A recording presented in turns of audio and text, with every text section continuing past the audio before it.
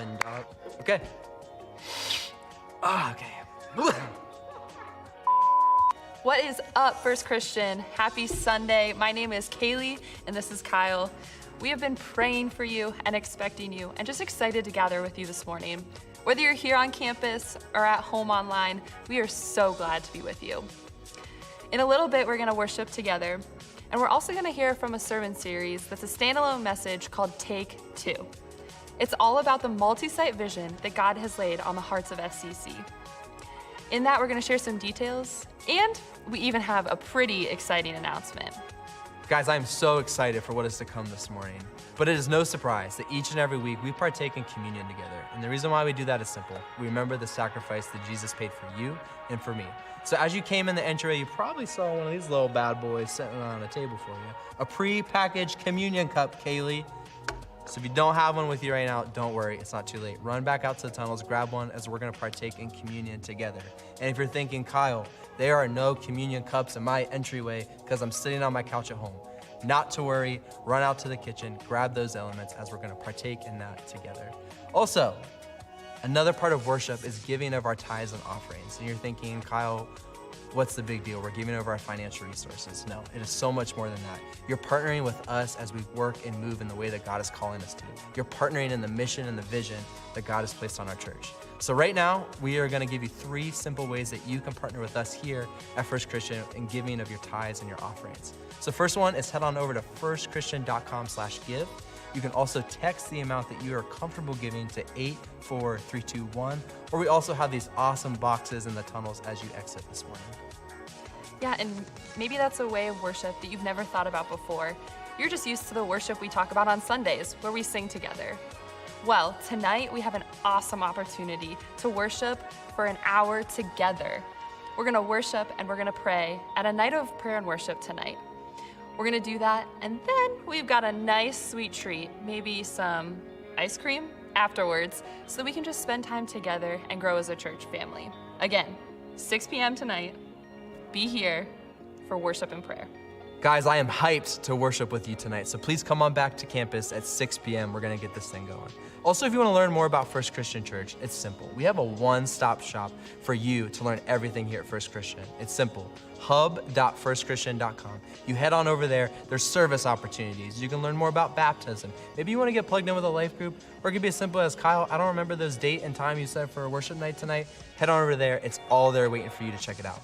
Also, if you're new with us this morning, welcome. We are so thankful that you're here with us today. We just want you to do one little favor for us. Head on over to hub.firstchristian.com. We have something there called the Digital Connect Card. You're probably thinking, Kyle, I hate surveys, I hate filling out anything. Guys, it is simple, it's easy, it'll take you no time at all. All it lets us do is know more about you and how we can maybe serve you here at First Christian and get you connected. So please, if you're new with us, take a few seconds, head on over to the hub, fill out that Digital Connect Card, and we'd love to get to know you more. Are you excited for today? Dude, I am born for this. I'm excited. Hopefully you are, because let's go, church. We're so glad you're here today. Let's stand and sing together.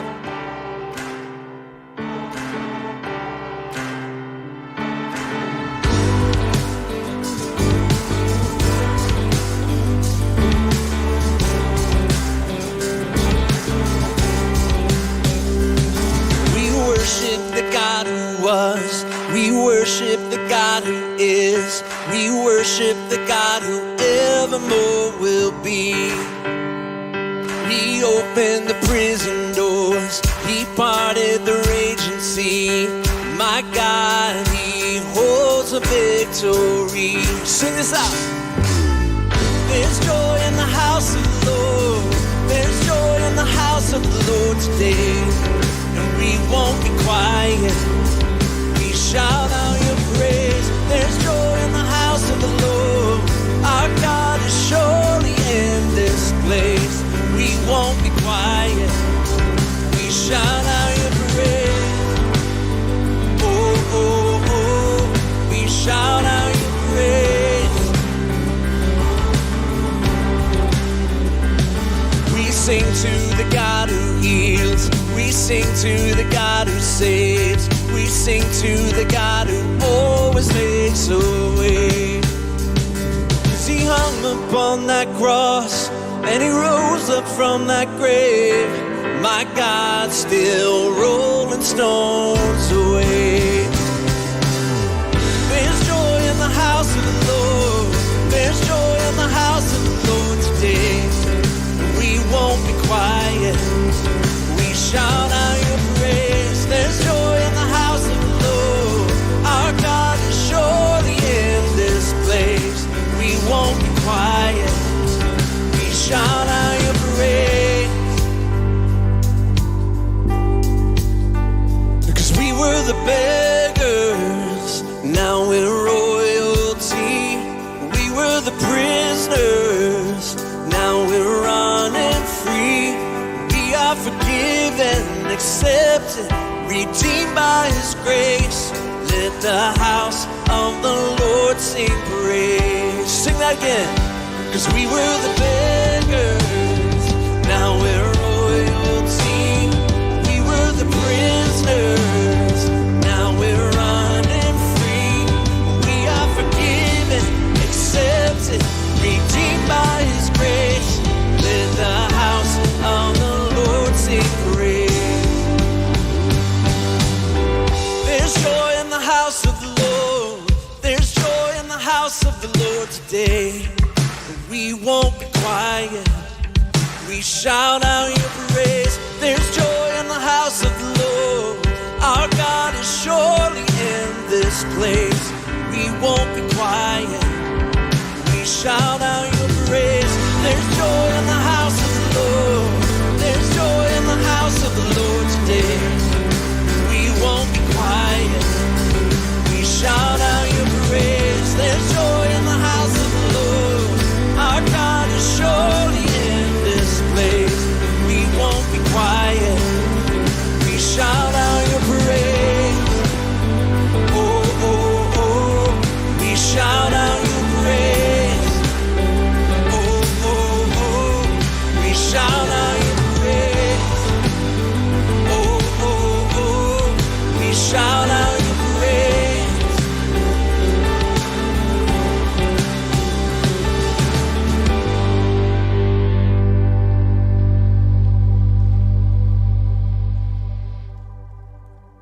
I love our church. One of the things I love about this place, about First Christian, is that for over 100 years, God has specifically placed our church right here in Northeast Ohio to have an impact. Some of you guys have been around to see that journey for a lot of years. Some of you guys have just joined that journey. And as we look back, we see some incredible high moments. We see some low valleys. And the thing that I love is that no matter where we've been on that journey, one thing has remained constant, and that's the faithfulness of God. And he's brought us through so much and given us so much opportunity, and I believe it's for an incredible purpose. And we firmly believe as a church that the best is yet to come. And so today, as we talk about what that next step might be for our church, I just want us to look back at the legacy we have and sing about the faithfulness of God, about what he's brought us through and where he's positioned us. And we're gonna sing words that Christians have been coming together to sing for hundreds of years. And it's a great testament to the incredible goodness, incredible faithfulness of our God. And so I hope we can make this our prayer as we celebrate who God is and what he's done in us and through us and what he has yet to do. Let's sing this together.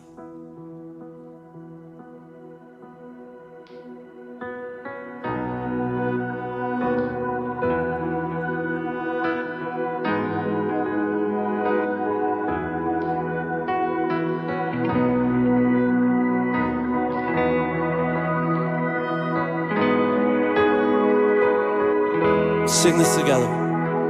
Great is thy faithfulness, O God, my Father. There is no shadow of turning with thee.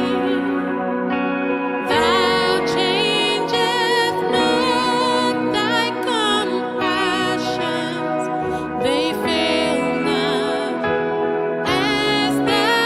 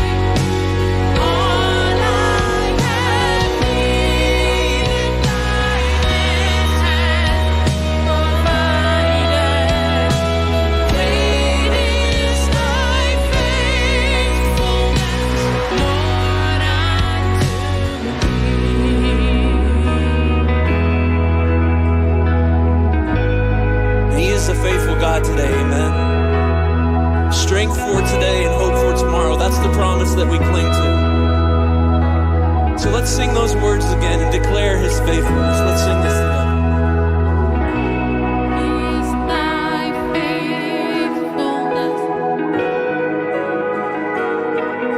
faithfulness. Sing this. Great is thy faithfulness, O God, my Father. There is no shadow of turning with thee. Thou changest not thy compassions, they fail not. As thou hast been, thou forever wilt be. Sing it out. Great is thy faithfulness. Great is thy faithfulness. Morning by morning, new mercies I see. All I have needed, thy hand has provided. Great is thy faithfulness. Great is thy faithfulness. Great is thy faithfulness, Lord, unto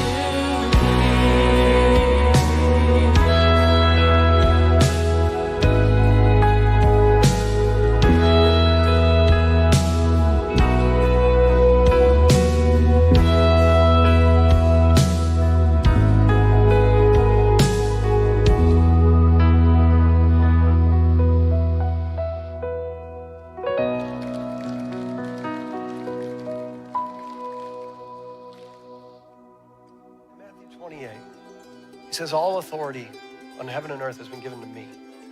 I think that's Jesus saying this. Hey, I have authority. Hey, listen to what I'm about to say. What I'm about to say matters. What I'm about to say is significant. Listen, listen. And then what does he say? Go into all the world, make disciples of all nations, baptizing them in the name of the Father and the Son and the Holy Spirit. He says, I want you to go. I want you to tell people about me. Like, I want you to go and I want you to make this movement happen. I'm putting all of this on you, the church. Now you go. And so this is where then sometimes we'll push back and we'll say, but Jesus, I'm a little bit scared. But Jesus, it's a little bit awkward. But Jesus, there's this or this or this. And are you sure this is the right time? Are you sure this is how I should do it? And I love this. And Jesus, because he knows how we are, he knows how we'll respond, he ends that statement with this. And he says, I'll be with you. I got your back. I'll provide the opportunity. I'll provide the resources. I'll provide the finances. I'll provide the leadership. I'll provide the place. I'll provide it. If I'm calling you to it, I'm gonna bring you through it.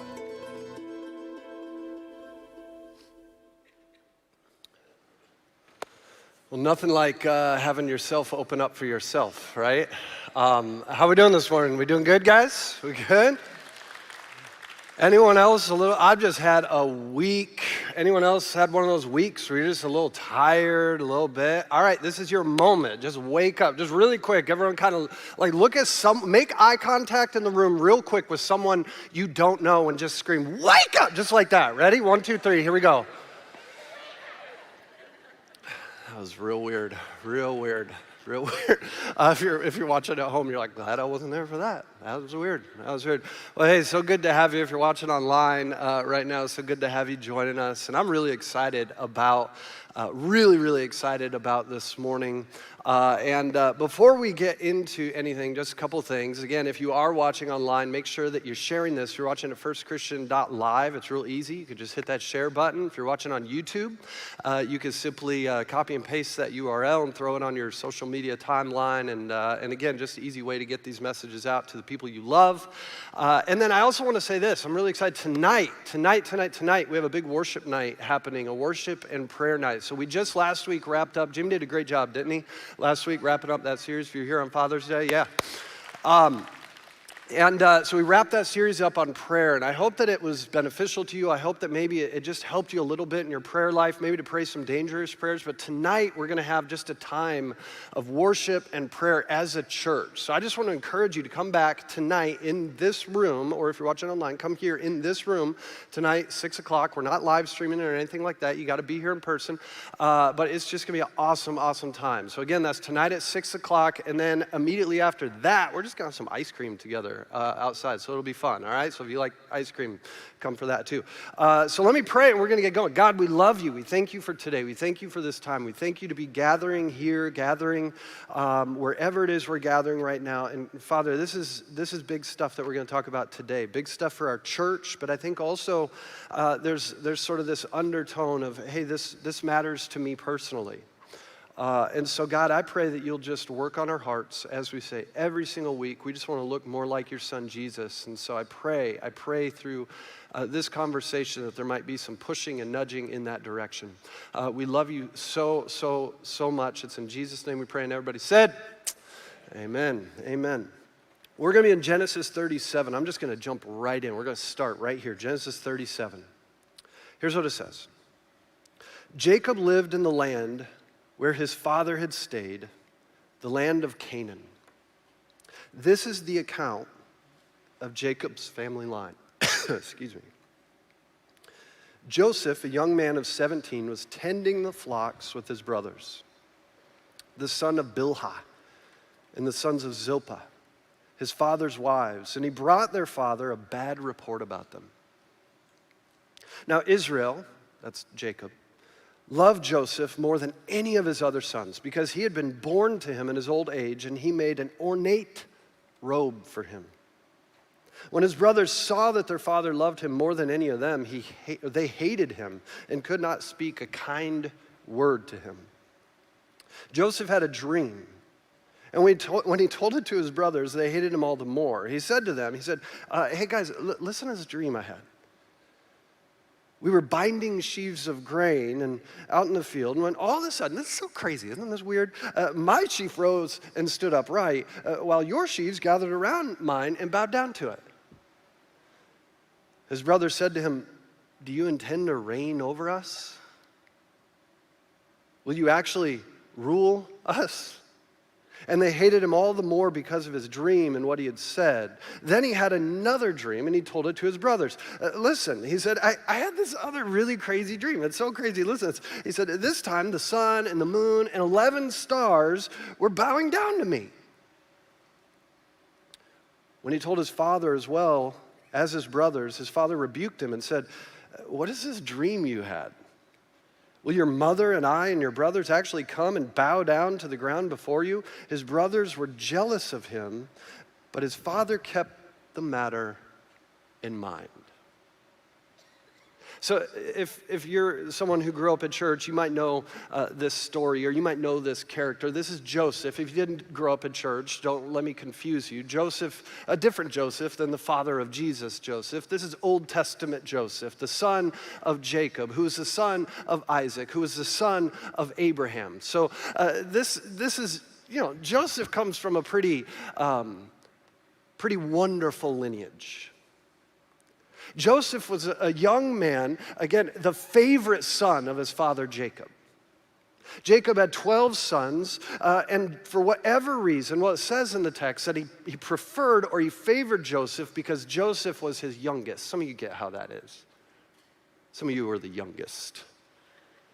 Your siblings were annoyed by you and how you were preferred at times, how you were treated a little bit different. Maybe not. But Joseph definitely had that. It was so bad, actually, that Joseph's dad, Jacob, created this ornate robe, it says, that Joseph would just kind of wear around his brothers, like, hey, did dad make you one of these? Oh, he did? Oh, my bad. I'm going to keep wearing it, though, right? And then Joseph started to have these dreams. These prophetic dreams, where, as we just heard, there were these dreams where his siblings would be bowing down, and they would be sort of showing honor or worshiping him or whatever, showing him some sort of like he's here and they're here, and all this did was stir up even more discord among his brothers and him. To the extent, to the point, where his brothers began to conspire a plan to kill their youngest brother, Joseph. And so as they're about to do the deed, they're literally, like the moment has come. They're going to kill their brother. They're there in the dead. They're about to do it. And as they're just about to do it, they see this caravan come passing by. And one of Joseph's brothers speaks up and he says, wait. Maybe this is getting out of hand.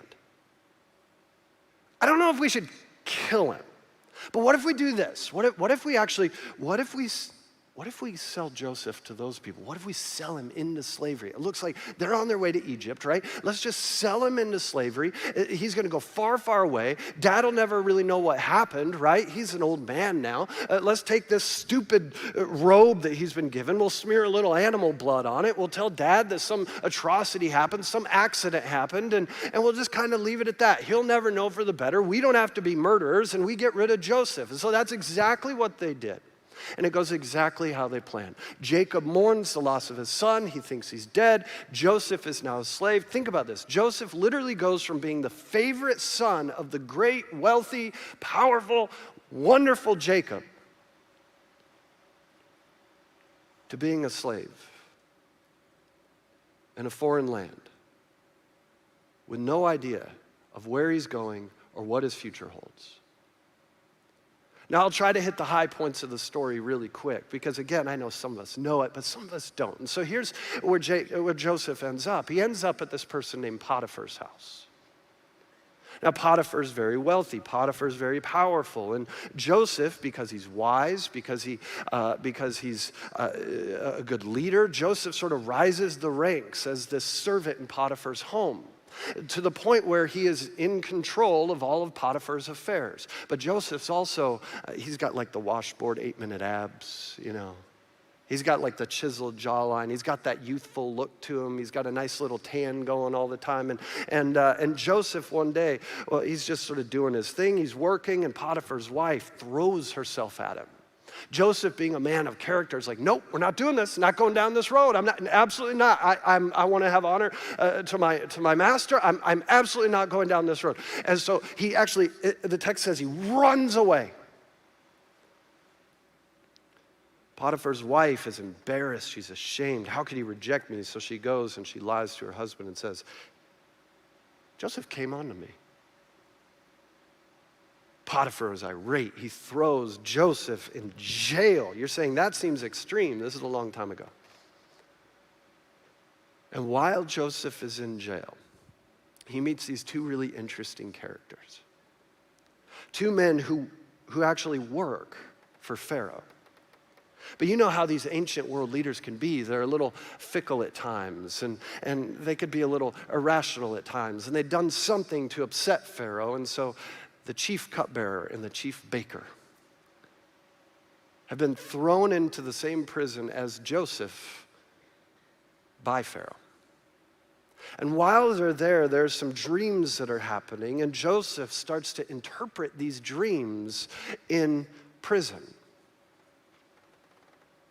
Fast forward a little bit, the chief baker, he dies.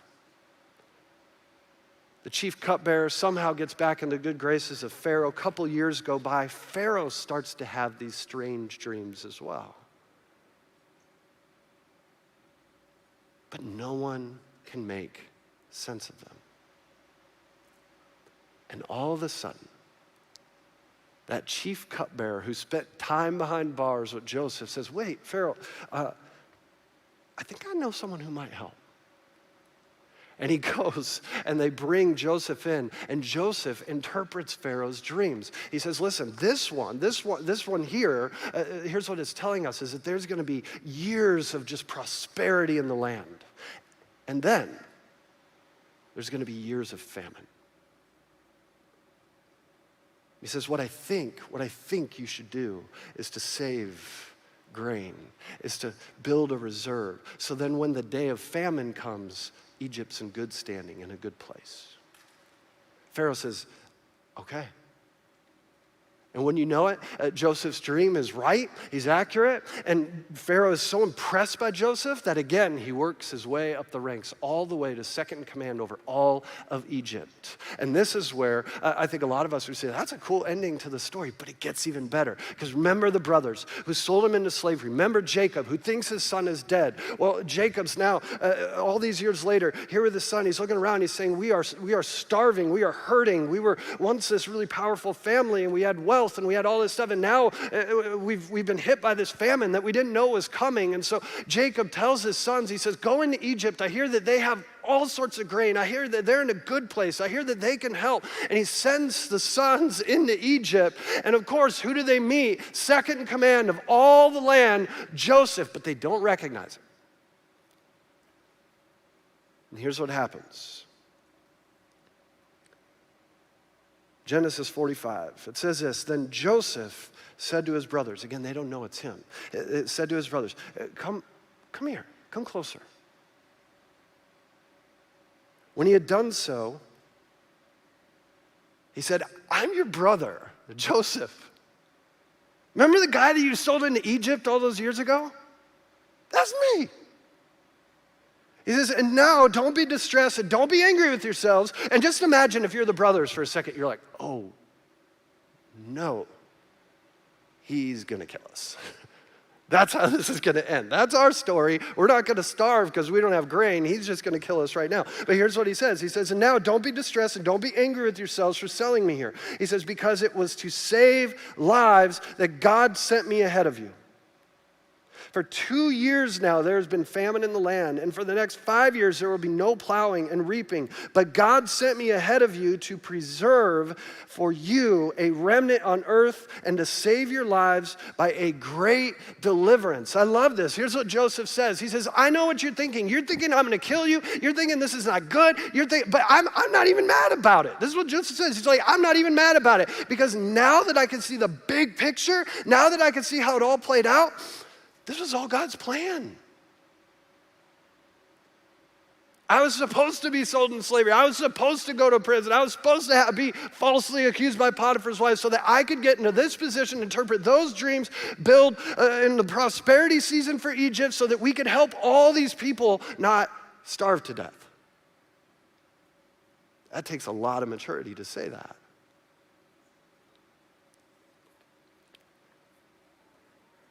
And then a few chapters later, Joseph sums it up best this way.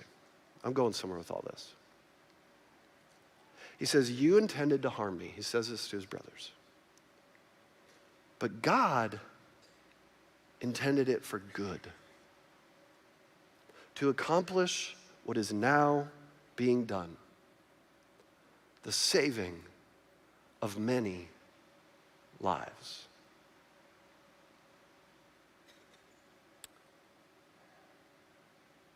Maybe a shortened version is this, of that phrase, a powerful one. What was meant for harm, God intended for good. You ever have a moment like that in your life? Where you're like, man, everything along the way just seemed painful, it seemed hard, it seemed overwhelming, it seemed like too much. And then you realize, oh, that's where God was taking that. See, I love this story. I love Joseph's story. I love the maturity that he finds along the way to go from this young man who's sort of arrogant and going around and telling his brothers about these dreams and wearing this ornate robe and sort of being this braggadocious personality to being this someone who can recognize that God had a bigger plan. I love that story. Now, can I tell you guys another story? This one's maybe a little more personal. It's about us. About 18 months ago, maybe even a little further back, our church, we stepped into what I would say, man, it was just an exciting new season. If you're here, you know what I'm talking about. Maybe you have the t-shirt that goes with it. Maybe you saw the light bulb wall out in the lobby, right? It was a season that we tagged it this way. We said, all for the one. And here's what we said, is we said we are going to be a church that does whatever it takes short of sin to see as many people come to know Jesus and be faithful in baptism as possible. That is the heart of our church. And it was easy for us to say that because it's always been the heart of our church. But we were just saying, hey, we want to go, we just want to go all in with this being who we are. And so we even put sort of a numeric goal on this. We said, here's what this is going to look like, is over the course of the next 5 years, we want to see 1,201 people make those decisions for Jesus and be obedient in baptism. Now, if you're new, maybe you're saying, like, why 1201? I don't get it. Because the 5 years prior to that, we'd seen around 600 plus baptisms. So we just said, hey, let's double that. Let's just go all in on this vision that God has called us to be a church that makes disciples. Let's go all in on this vision. Let's not do the passive thing where we sort of step back. We say, I hope someone gets to know Jesus in my church at some point or whatever. No, let's be bold. Let's go. Let's step into it. And so that's exactly what we did. And here's what happened all that time ago. Like within the first probably 6 to 8 weeks of casting that vision, I think we saw like 60 baptisms.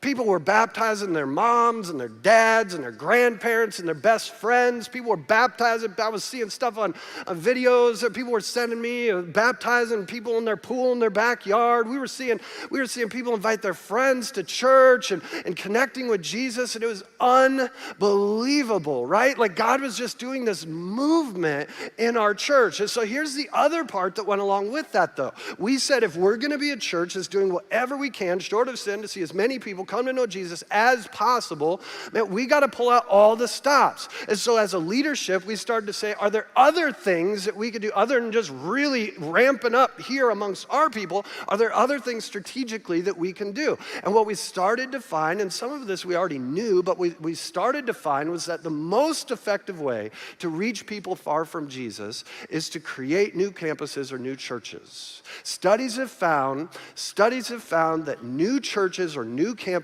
are 3 times more effective in reaching people far from Jesus than already established churches.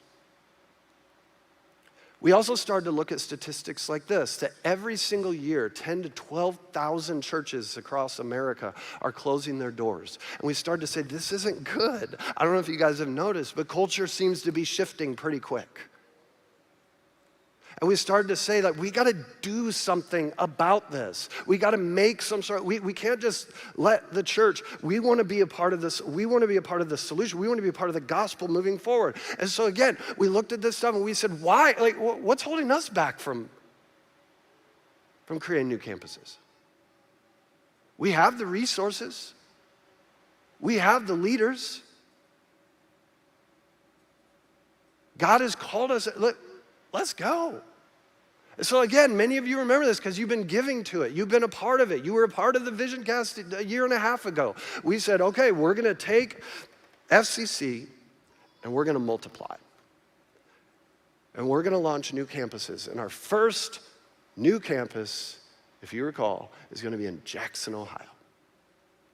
We're going to go out to Jackson.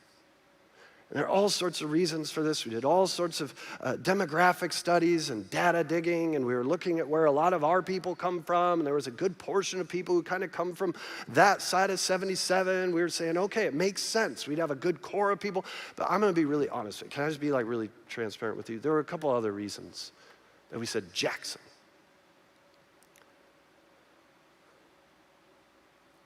One of the reasons that Jackson made sense was because as we looked at what kind of church we were, as we looked at our demographics, and then we looked at Jackson, we said, they kind of look like North Canton. They kind of look like us out there. And so, although that wasn't going to be the end goal. We just plant one camp. We want campuses all over. We said, at least for the first one, we can understand the context. We don't have to learn context. So we could just go and it makes sense that way. And for our first one, where we're going to be learning things, let's just go and let's do that. And then we could take more risks after that. Here's the second thing. I'm just going to say it. Jackson's a little more affluent. And so if you were here 8 years ago, you know some of the struggles that we had. We've come a long way. God has been so good to us. But I just kept thinking, as your pastor, I don't want to lead us into a season of financial instability ever. So I thought for us taking this risk, let's go somewhere where it seems like there's less financial risk.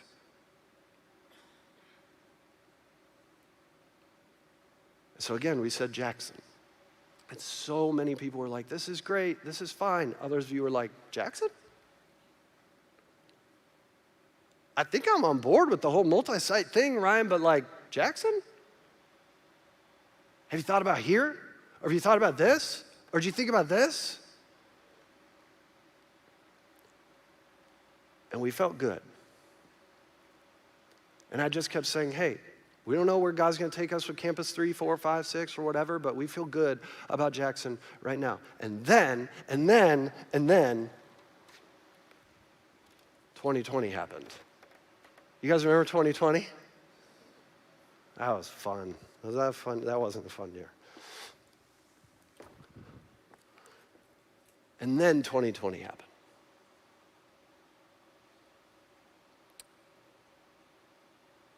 And 2020 was a hard year. And there were a few things that we couldn't help but notice. I couldn't help but notice last year. See, there were specific things that I think we had our eyes open to, or that we just recognized the struggle in, right? Like there were specific things like this, like people struggled in 2020 financially.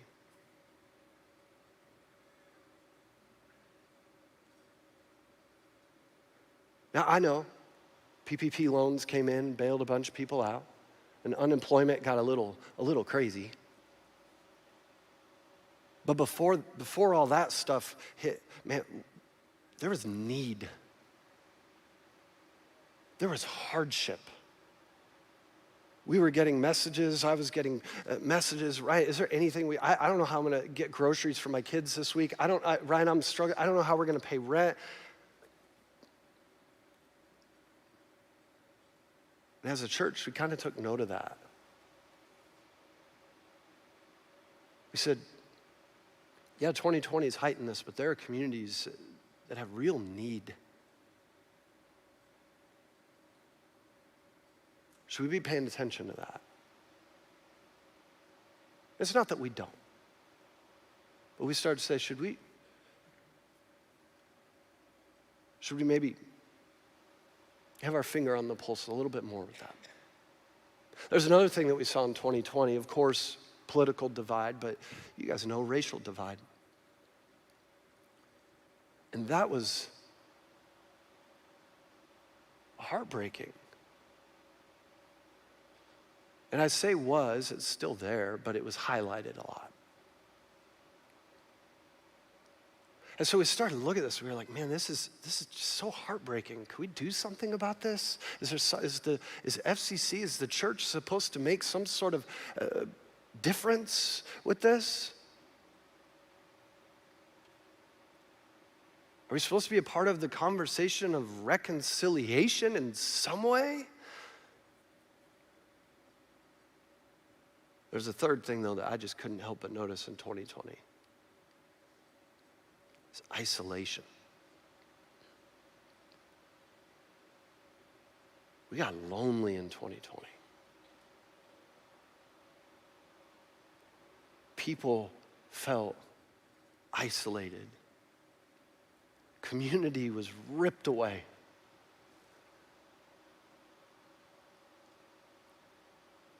And we started to say, is there something as a church that we need to be paying attention to with this? Is there something that we need to be thinking about? Is there something that we need to be looking at? And so here's what we started to do is we started to look at these things. We started to look at this reality of need, and being a church that loves our community even more than we already do.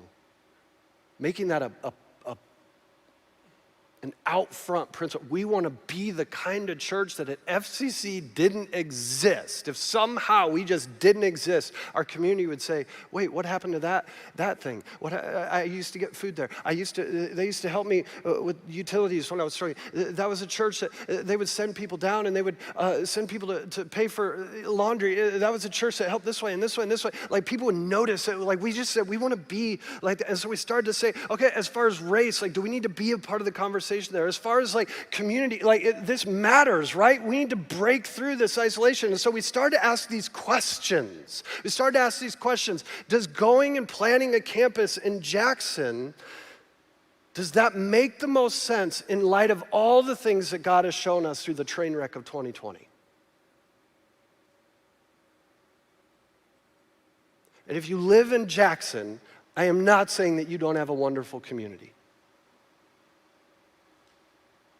But some of the needs that we were seeing in other areas in Stark County seemed a little more prevalent. As some of the things that we started to feel this tugging towards as far as our church being a part of diversity, we started to recognize maybe Jackson, if we're saying we want to grow here, maybe Jackson isn't quite the demographic that backs what we're saying here. And so, long story short, here's what our leadership started to do is we started to ask this question. Do we need to rethink the location of our new campus? And again, can I be kind of honest with you guys about this? I didn't want to have this conversation. I don't want to have this conversation that we're having right now because a year and a half ago I stood up on stage and I said, we feel really good that God has called us to Jackson. We feel really confident that this is what we're supposed to do, that this is where we're supposed to go. Man, we are, and then to have to sit here now and say,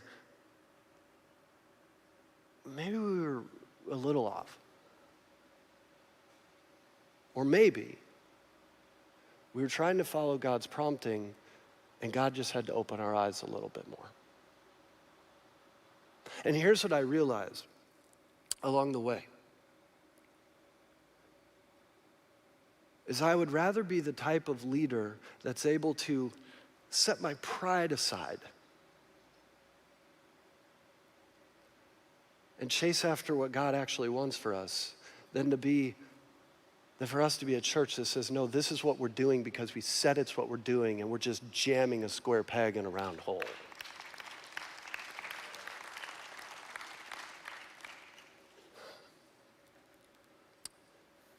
So here's the short answer to that question. Do we need to rethink the location of a new campus? Here's the short answer. We decided, yeah.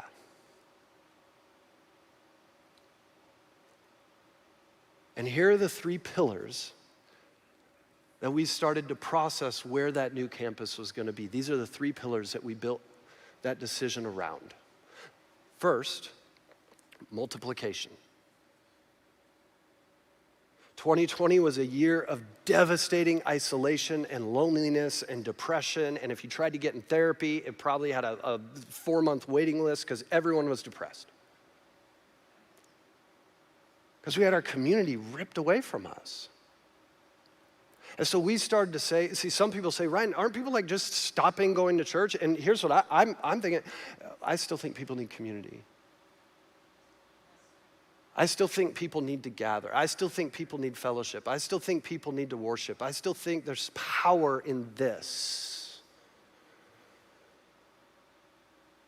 And so I'll say this, at no point in the midst of all of our processing, in the midst of all of our praying, in the midst of all of our vision, or trying to catch God's vision for our church, in the midst of all that, at no point did we ever feel called away from launching new campuses. If anything, we feel more compelled, I personally feel more compelled now than I have ever, that we're supposed to be a church that multiplies. That we're supposed to be a church that does whatever it takes short of sin to see as many people come to know Jesus as possible. And if planting new campuses is the most effective way to reach people far from God, why in the world would we not do that? So we've never felt a call. As a matter of fact, let me just say this. I recently read a study that said this, that most churches that step into multi-site stop after one campus. We're not doing that.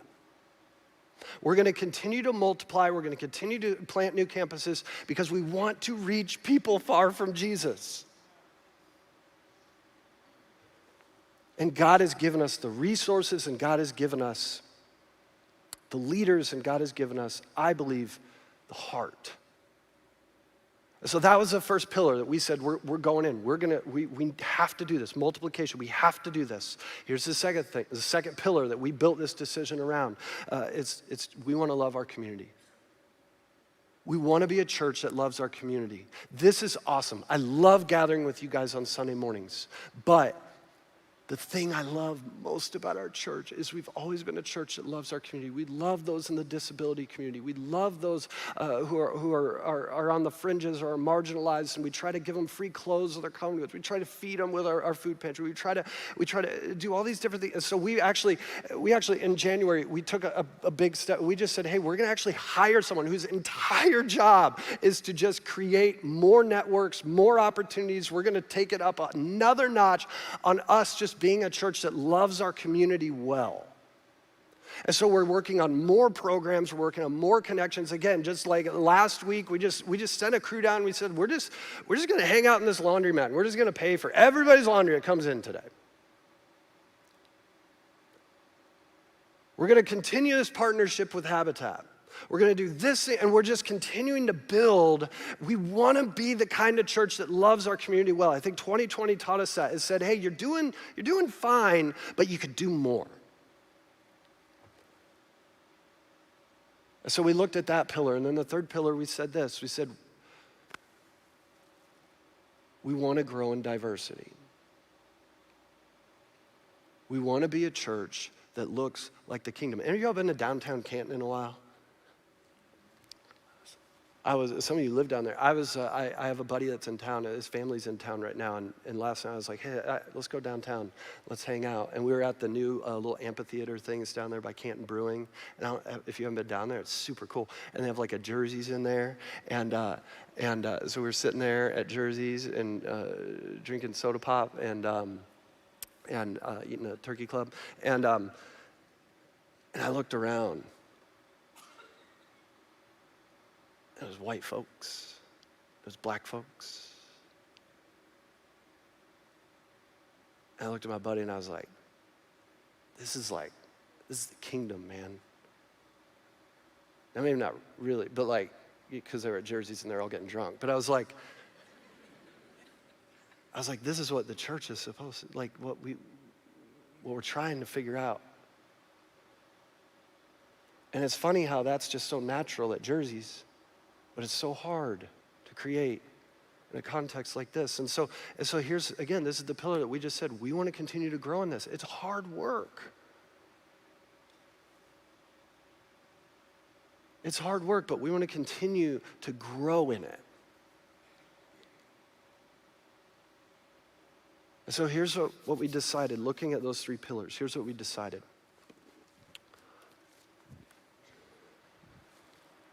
We're not going to open a campus in Jackson in September 2022. And so, if you live in Jackson,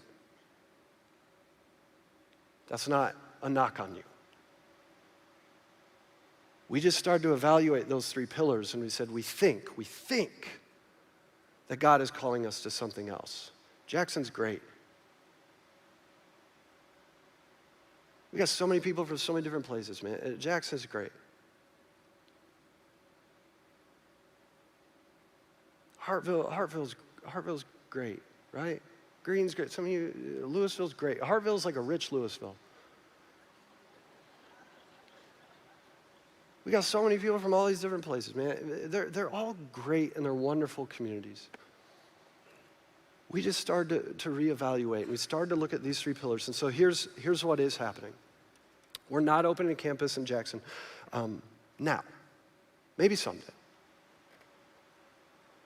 But we are opening a Myers Lake campus in September of 2022. And so Myers Lake, if you're unfamiliar, just drive about 10 minutes down the road towards Canton. Myers Lake is an area where there's a lot more diversity. It's an area where there's need. It's an area where there's ministry opportunity. And so we did all the same research, all the same stuff, but we just said, let's go there. And let's love the people in Myers Lake.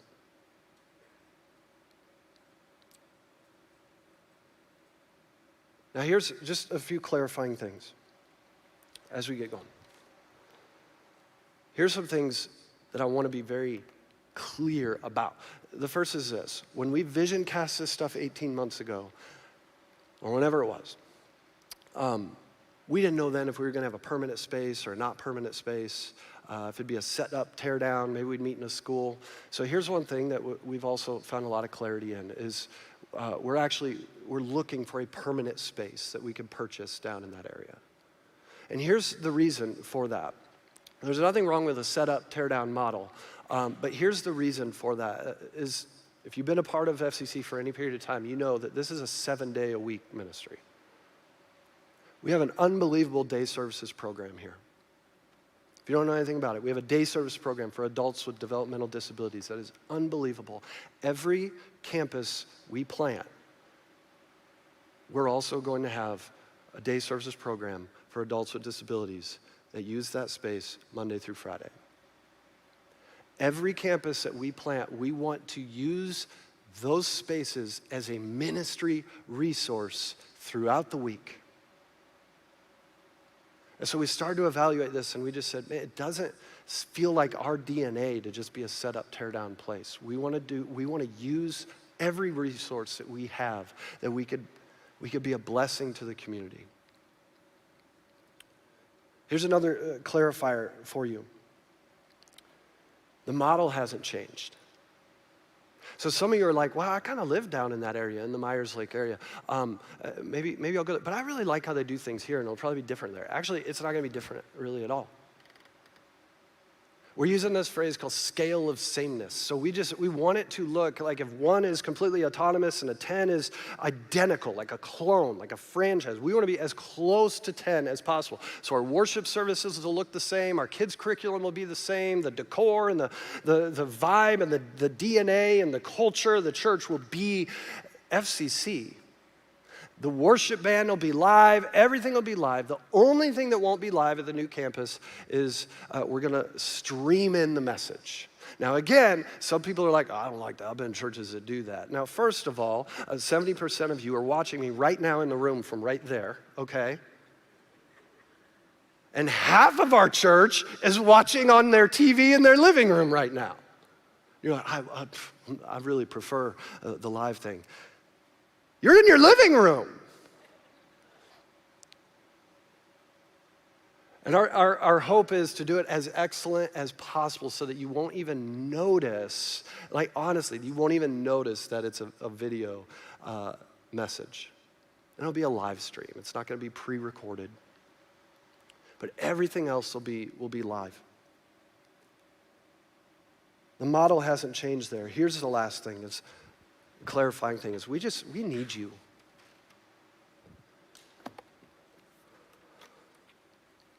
We need you.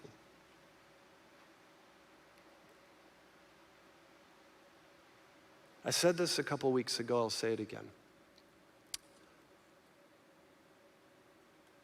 I'm done asking people to come back to church. Because when I look at who Jesus is and I look at what the gospel is, it's a forward-moving thing.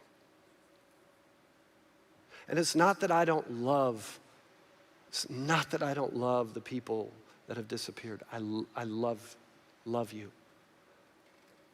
But as a leader, I can't utilize our resources to just go back and beg and beg and beg. We have to look forward. And so I was talking to my buddy, and maybe I said this part a couple weeks ago too. I was talking to my buddy Nathan on the phone about a month ago, and I was asking him a few things, and he said, actually it was text, I wasn't talking, we were texting, and he said, dang Ryan, he said, you guys are like the only church I know of that's doing multi-site right now. And my initial response was, oh crap. I was like, should we not? But then I thought this. I was like, heck yeah, we are. I want to be the kind of church that takes risks for Jesus.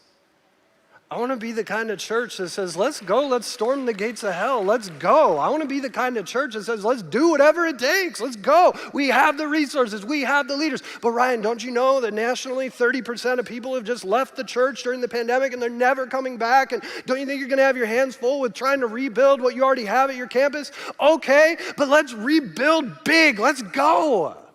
Let's just go. Let's rebuild by making disciples. Let's rebuild by saying, let's win people to Jesus. And if along the way, the people that we love come back, that's great. If you're watching at home and you're like, I haven't been back in the building because whatever, I love you. And I'm not trying to be rude, but we're moving forward.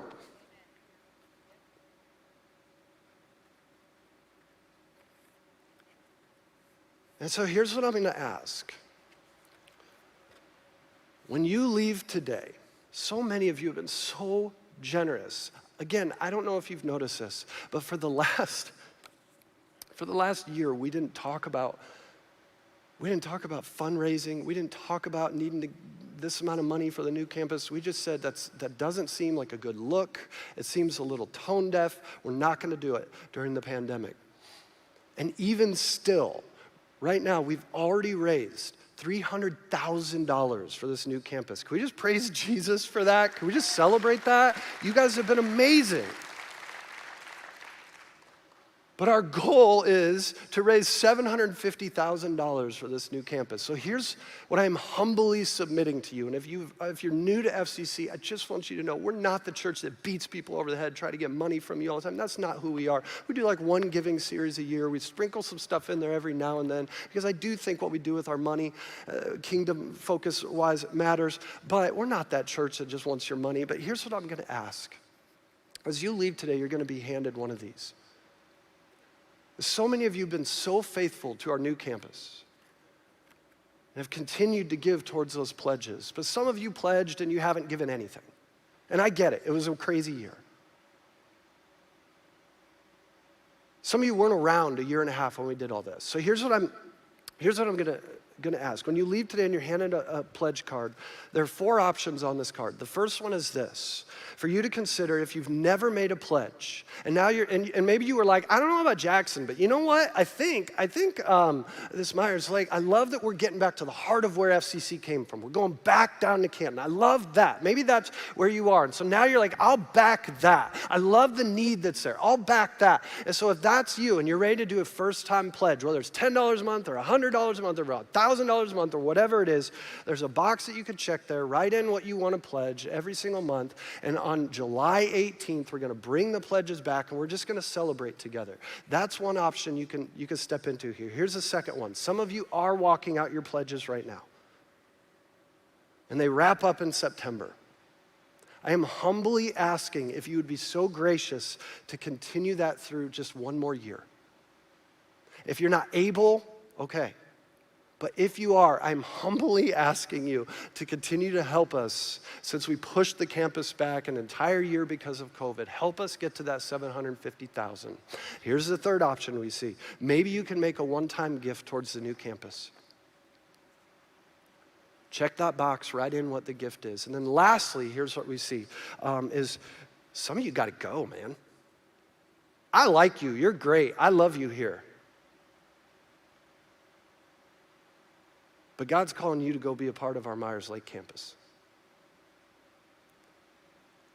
We need strong leaders in Myers Lake.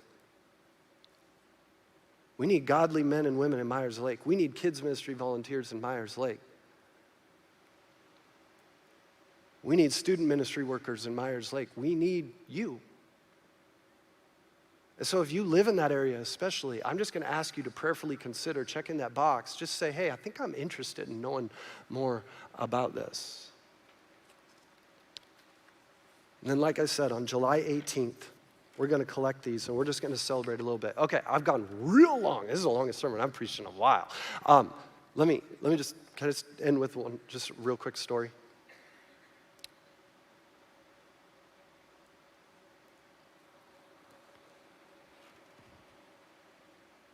I was 25 years old. And I was living just north of Indianapolis at the time. And I felt like God was calling me. I felt like God was calling me into church planting. And specifically, I'm a Kentucky boy. I'm from Lexington. So I actually, I felt like God was calling me to go plant a church in Lexington, Kentucky. So I started to pray about it and think about it, and I had a good group of people that I knew there, and actually Heller, our worship pastor, was a part of that group, and I was talking to him like, hey, do you think you'd want to be a part of this? 15 years ago, it's crazy.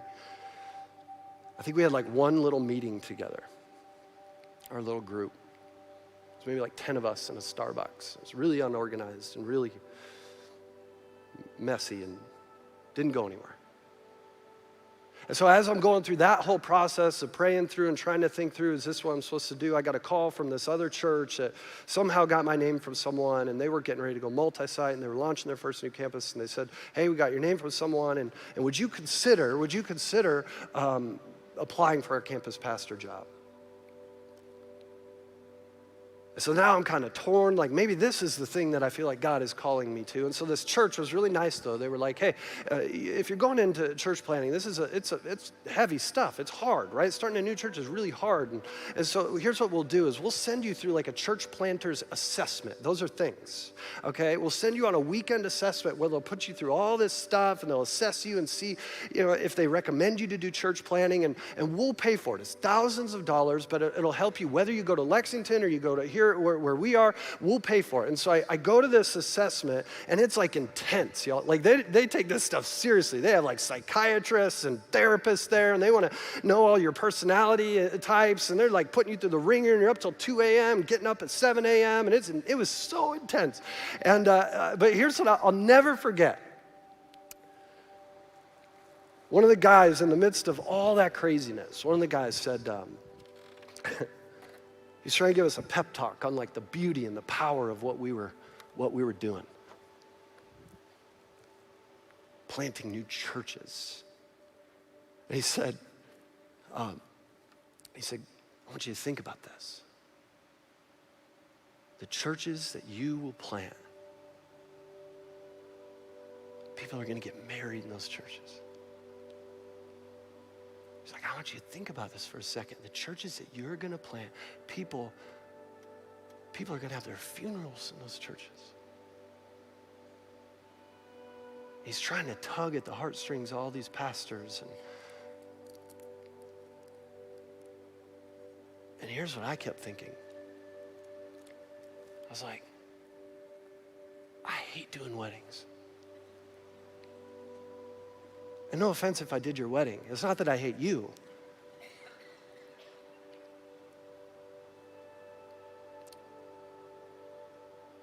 And I sat there and I thought, funerals, they're fine. But I looked around the room at these other pastors in this assessment, and I was like, we're not here because we're trying to create spaces for people to get married and have funerals in. We're here because we all have a heart for helping people find Jesus.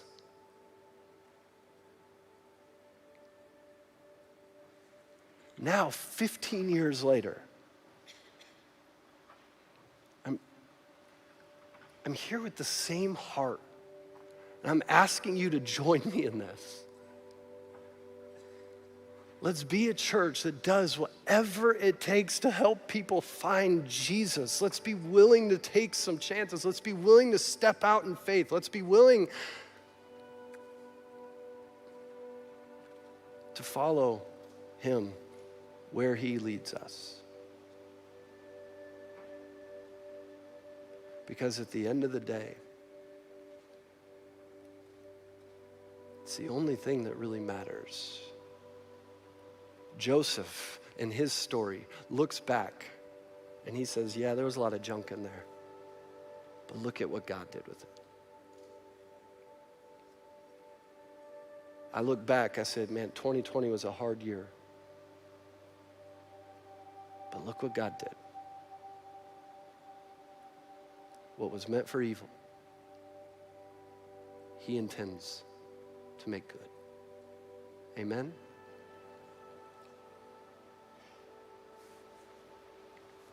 Do you remember that when you met with me in that Starbucks?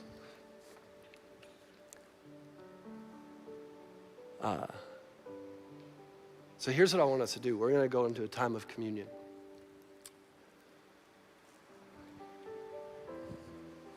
And again, this is it.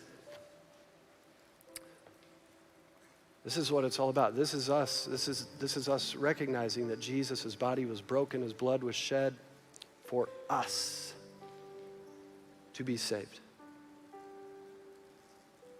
What this is also, though, this is a unifier. Communion, community. It's a moment where Jesus says, I want you all to rally together. And so if you haven't already taken the elements, here's what we're going to do, because we're, as a church, going to move forward together. Here's what I'm going to ask. Let's take these elements together. Let's take the bread together right now. If you already took it, just pretend. This is his body, broken for us. Let's take it.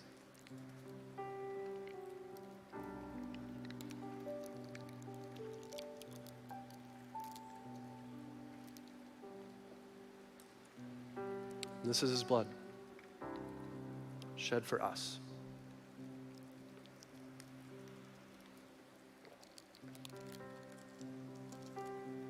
God, we love you. We thank you for this day.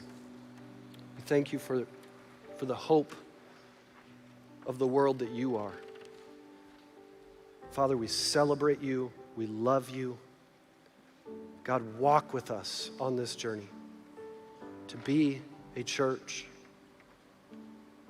that wants to take Jesus to all people. It's in your Son, Jesus' name we pray. Amen.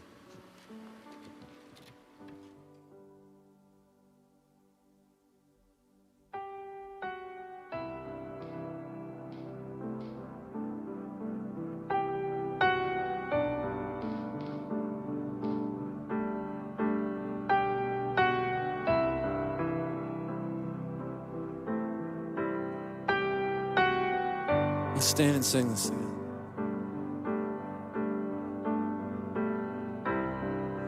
Walking around these walls, I thought by now they'd fall,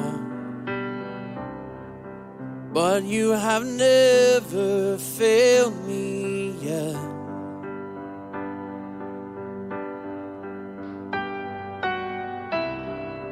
Waiting for change to come, knowing the battle's won, for you have never failed me yet.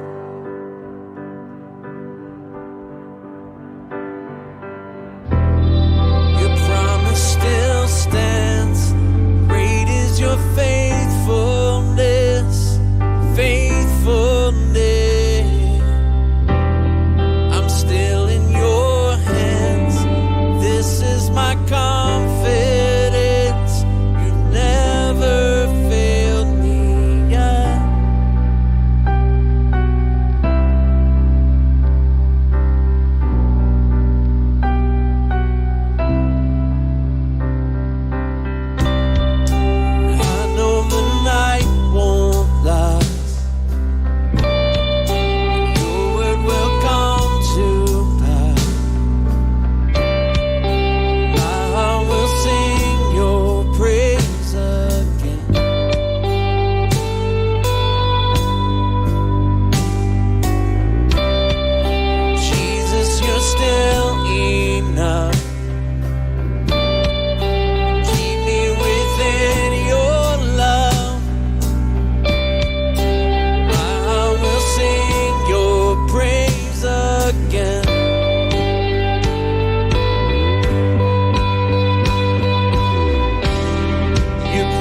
promise still stands.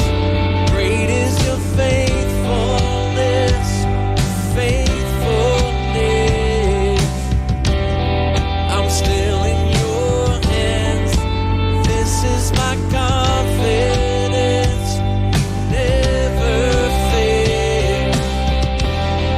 Your promise still stands.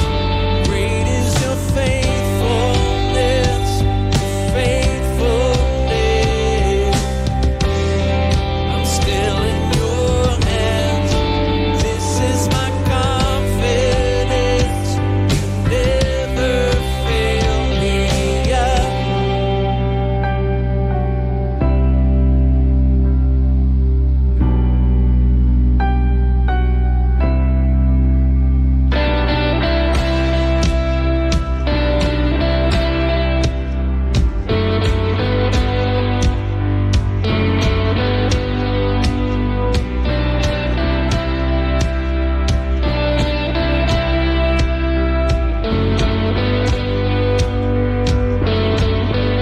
Let's declare this promise. I've seen you move the mountain, and I believe I see you do it again. You made a way when there was no way, and I believe I see you do it again. I've seen you move the mountains, and I believe I see you do it again. You made a way when there was no way, and I believe I see you do it again. I've seen you move the mountains, and I believe I see you do it again. You made a way when there was no way, and I believe I see you do it again.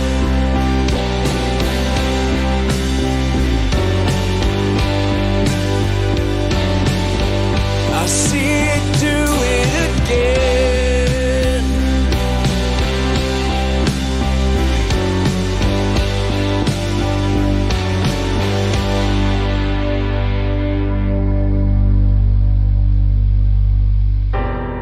Your promise still stands. Great is your faithfulness, your faithfulness. I'm still in your hands. This is my confidence. Never fail. Your promise still stands.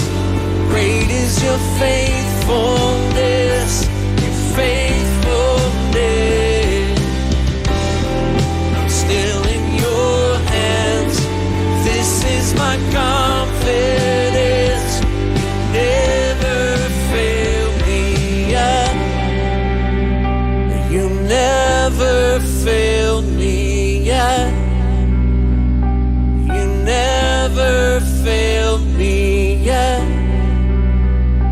You never failed me. You never failed me. And I never will forget that you never failed me.